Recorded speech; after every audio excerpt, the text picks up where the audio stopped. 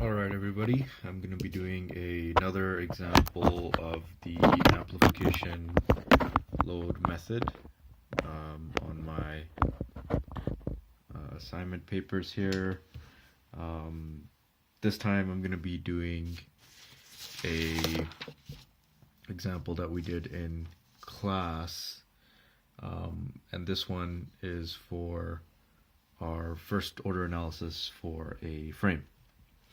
So we can start off by writing that we're going to be doing the amplification method.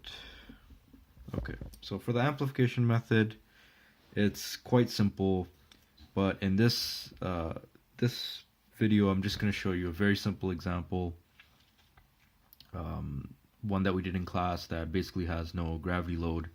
Very simple to go over, and I can go over it very quick. So drawing my frame, I have a frame here that I'm provided with two pin supports at the bottom. I'm given a lateral load to the left of 40 kilonewtons, and I'm given two gravity loads that are actually loading my other members of 100 kilonewtons each. So I have two 100 kilonewton loadings at the top, loading this member, and I have 40 kilonewtons loading my frame axially to the left. I have 8 meters length here and 10 meter length here. And basically all I have to do is calculate the maximum bending moments in this beam due to the loadings. So I can start off by first of all writing that our maximum factor loading in this beam, or in this frame rather, is going to be my mg plus u2, which is our factor that we have to calculate, multiplied by ml. ml is the moment due to the lateral loading, mg is the moment due to the gravity loading, and u2, so the mg is going to be for any gravity loads, so stuff that's going down, and u2 is basically just the stuff that's laterally loading these beams. And remember, we're not going to add these together, we're just going to add the beam section that has the gravity loads to the beam sections that have lateral load, and we're going to be applying the u2 for that. And for this question, where you're going to find that you basically have no moment for the gravity loads, and I'll explain that next. So if you look at our beam, the moment due to gravity loads is essentially zero, due to the fact that we have two loadings here that are actually loading our two other frame members, this member and this member, meaning that for this question our mg is essentially zero. For u2, we're going to have to calculate our u2 due to the deflection of the beam, and we're going to have to also calculate the lateral loading in this beam. So I already know that I'm going to have a reaction here and a reaction here. What they are really doesn't matter to me due to the fact that I don't have anything in my gravity creating a bending moment for my gravity load, so I can jump straight to calculating the lateral moment in my beam. So due to simple analysis, I can easily determine that I'll have a reaction here and a reaction here. Due to the fact this is a 40 kilonewton loading, I already know that this is 20 and this is 20 respectively, and that I can easily calculate the bending moment for my member due to the lateral loads quite simply. So it's just going to be 20 kilonewtons times my length, 20 kilonewtons times my length, which is 8 meters, which is simply going to be equal to 160 kilonewtons per meter. And another important thing that we have to keep in mind, and I should have mentioned this before, is since this is a frame member and usually we cannot calculate the deflections without using some kind of method like the virtual work method or force method, usually in these questions we're going to be given deflection somehow. In this case, we were given that deflection due to lateral loading is for each unit load of lateral load, I get 2 millimeters of deflection. So applying this theory, I have deflection equals my lateral load, which is 40 times 2 millimeters, which gives me 80 millimeters. So simply enough, the delta I receive is 80 millimeters. So the MF that I'm going to be calculating has a mg, which we know is 0, plus U2 times ml. So now we have ml, which is great, but we just have to figure out what our U2 is.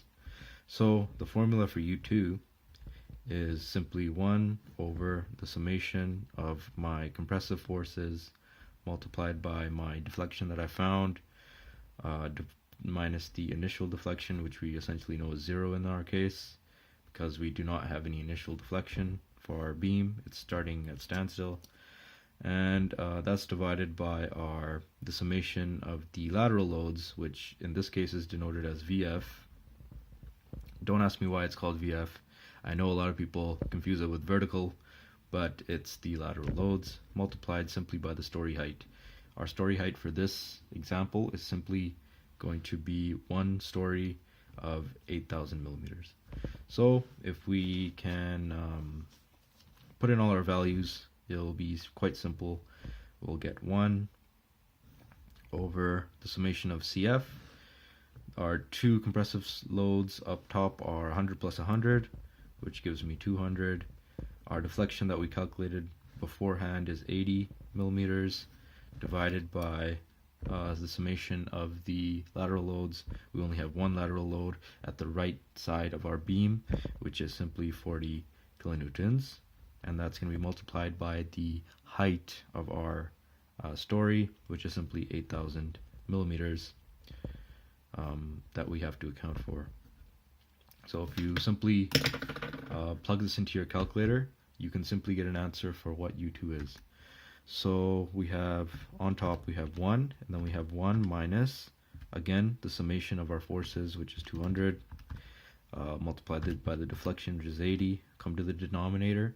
We can plug in our lateral load, which is 40, multiplied by our story height. Keep it in millimeters. Can simply calculate this.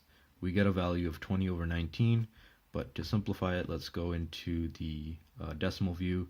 We get 1.053 millimeters, which makes sense because it's usually a number a little bit more than 1, and that makes a lot of sense to have a number like that. So we get our U2 value as equal to 1.053, which is good because now we can apply that to our frame. We can redraw our frame now. We get a loading here of 40. We stated before that we do not really have to account for any bending moment in the gravity because there's not really producing a bending moment. So I have 2 forces here. The deflected shape of my beam looks something like this, and this essentially down here is ml times U2. So if I take U2, which is this, and multiply it by my 160 kilonewton loading that I found earlier, I get 168.42. So the max bending moment right here is 168.42 kilonewtons per meter. So we get that, and keep in mind that also the maximum deflection of this beam is 80 millimeters. So basically at the end you just have to draw a diagram like this. If I would have had a mg, I would have added the frame bending moment. For example, if I had a distributed load up here, I would have added this, and in the end I would have drawn a beam with a loading here, a bending moment here, just label your whole beam. But in this case, this would be our final answer due to the fact that we don't have any gravity loads. You would be required just to write in your other loadings, and it would be a good idea to find what your reactions are here. But to save time, for this example, I just showed you how to calculate your maximum bending moment. So I hope that's helpful. I will be doing another example on the fictitious load method, but for now, this was the amplification load method, and let me know how it helped you guys out.